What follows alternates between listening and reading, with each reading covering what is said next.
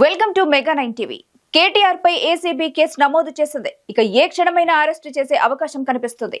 Formula ఈ car race వ్యవహారంలో కేటీఆర్ పై ఏసీబీ కేసు నమోదు చేసింది. A1 గా కేటీఆర్, A2 గా అరవింద్ కుమార్, A3 గా బిఎల్ఎన్ రెడ్డిని ఈ కేసులో నిందితులుగా ఏసీబీ పేర్కొంది. 4 సెక్షన్ల కింద నాన్ బెయిలబుల్ కేసులు నమోదు చేసినట్టు అధికారులు తెలిపారు.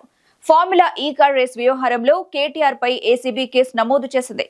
ప్రివెన్షన్ ఆఫ్ కరప్షన్ యాక్ట్ కింద కేసులు ఫైల్ చేసిన అధికారులు ప్రభుత్వ నిధులు దుర్వినియోగం చేసినట్టు ఛార్జ్ షీట్ లో పేర్కొంది.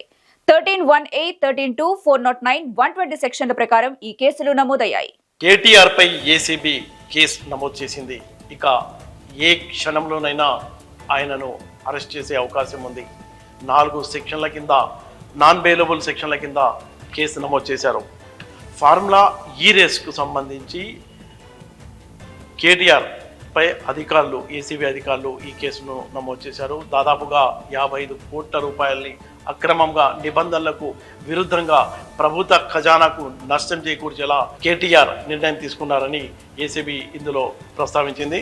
అయితే మొత్తం 4 సెక్షన్లు, నాన్ బెయిలబుల్ సెక్షన్లు ఇవి. 13(1)(a), అలాగే 13(2), పీసీ యాక్ట్ 409, అలాగే 120B సెక్షన్ల కింద కేసు నమోదు చేశారు.